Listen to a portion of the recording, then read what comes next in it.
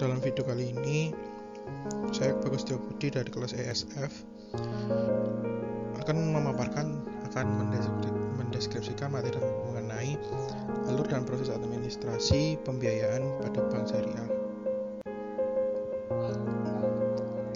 Untuk lebih lanjutnya kita simak di slide berikutnya.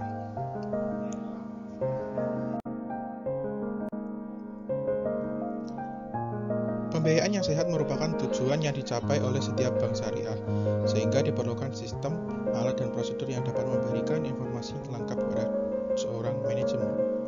Di dalam bank syariah sangat mungkin terjadinya financial risk, yakni debitur tidak mau atau tidak mampu memenuhi kewajibannya untuk membayar dan mengembalikan pokok pinjamannya.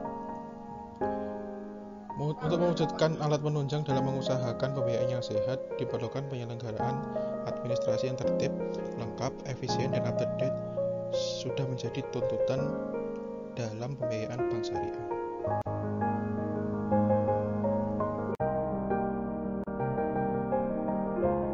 Administrasi pembiayaan itu meliputi kegiatan berupa pengumpulan informasi, penyajian data, pencatatan, pengemasan dokumen yang ada kaitannya dengan proses kegiatan pembiayaan oleh unit-unit kerja terkait penyelenggaraan pengolahan portofolio pembiayaan yang sehat, sehingga diharapkan outputnya berupa sistem informasi yang memberikan manfaat dalam melaksanakan fungsi-fungsi manajemen perusahaan yang sehat.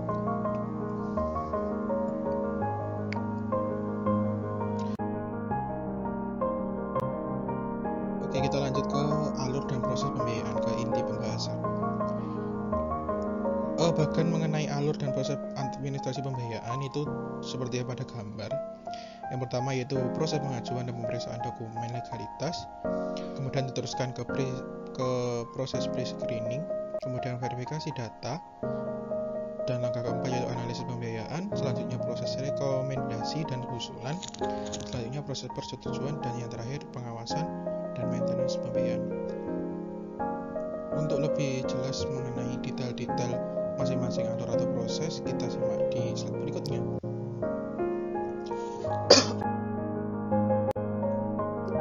Yang pertama tadi mengenai proses pengajuan dan pemeriksaan dokumen legalitas.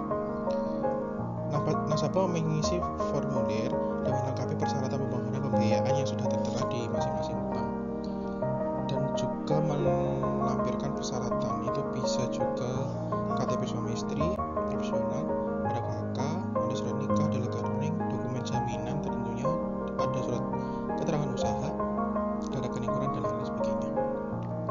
Dalam hal ini, petugas administrasi menerima dan memastikan kelengkapan dokumen-dokumen serta formulir yang kemudian diteruskan cek SID.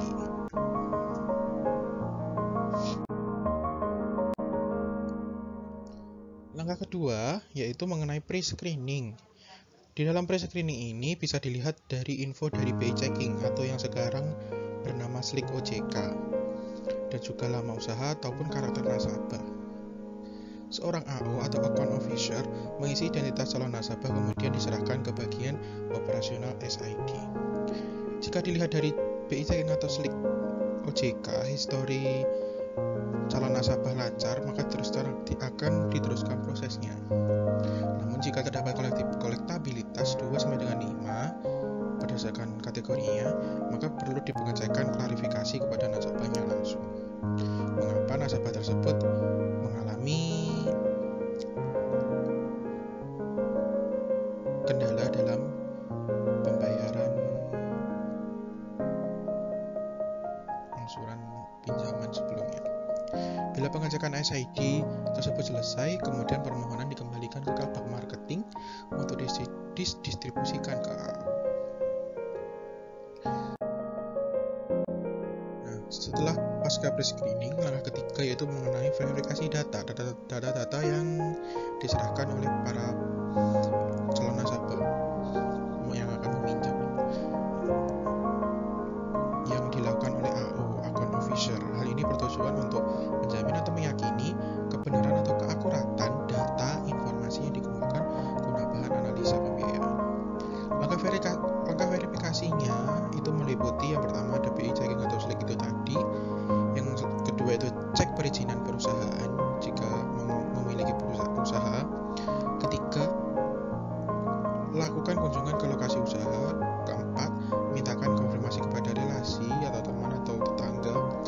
kelima, periksa rekening koran atau 3 bulan terakhir fotokopi buku tabungan.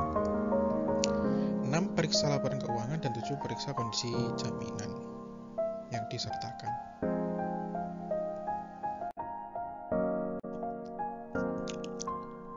Oke, selanjutnya langkah yang 4 yaitu mengenai analisis pembiayaan. Dalam hal ini AO melakukan analisis dan survei usaha, jaminan, serta tempat tinggal, kemudian langsung dibuatkan taksasi jaminannya. Bertujuan untuk menilai kelayakan usaha calon peminjam, untuk menekan risiko akibat tidak terbayarnya pembiayaan, dan juga untuk menghitung kebutuhan pembiayaan yang layak. Dalam analisis pembiayaan terdapat beberapa pendekatan analisis yang dilakukan oleh Bank Syariah. Itu yang pertama ada pendekatan jaminan melalui jaminan yang disertakan. Yang kedua ada pendekatan karakter calon nasabah.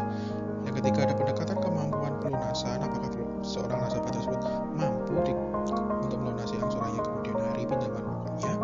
Yang keempat ada pendekatan studi kelayakan usahanya, apakah layak jika diberi pinjaman. Dan kelima pendekatan menggunakan fungsi-fungsi di bank syariah tersebut. Di dalam analisis pembiayaan juga terdapat prinsip-prinsip, itu meliputi 6C. Ada karakter, capacity, capital, collateral, condition, dan constraint.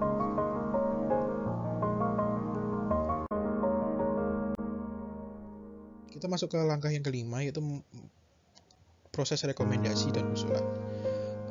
Dalam hal ini, jika kemudian permohonan pembiayaan tersebut layak untuk difasilitasi pembiayaan, maka account officer langsung membuatkan usulan pembiayaan yang diajukan kepada komite pembayaran. Dalam proses pembiayaan syariah harus menghindari pertama, tidak sesuai syariah, yang kedua bersifat spekulatif, yang ketiga tanpa informasi keuangan, keempat yang bidangnya tidak dikuasai, dan kelima nasabah bermasalah. Selanjutnya proses persetujuan.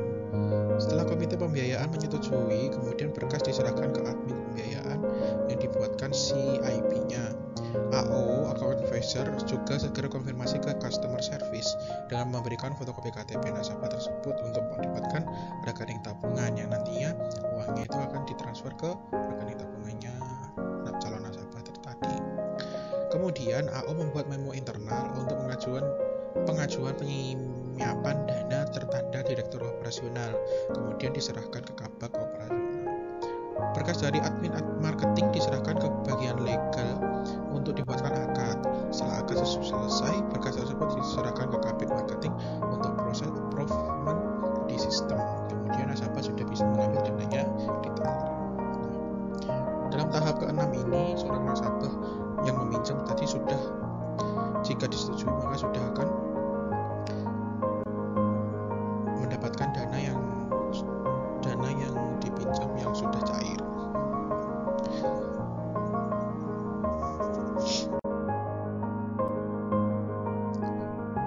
Selanjutnya ada alur yang ke-7 atau terakhir.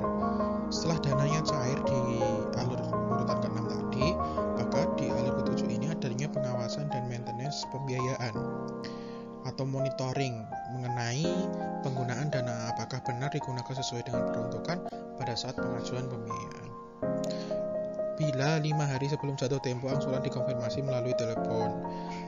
Terus bila 3 hari setelah jatuh tempo belum melakukan pembayaran, maka dilakukan kunjungan ke tempat usahanya atau ke rumahnya. Jika tunggakan lebih dari 60 hari, maka penanganan dilimpahkan ke remedial dengan menggunakan memo internalnya tadi yang berisi tentang laporan atau kondisi terakhir penanganan nasabah.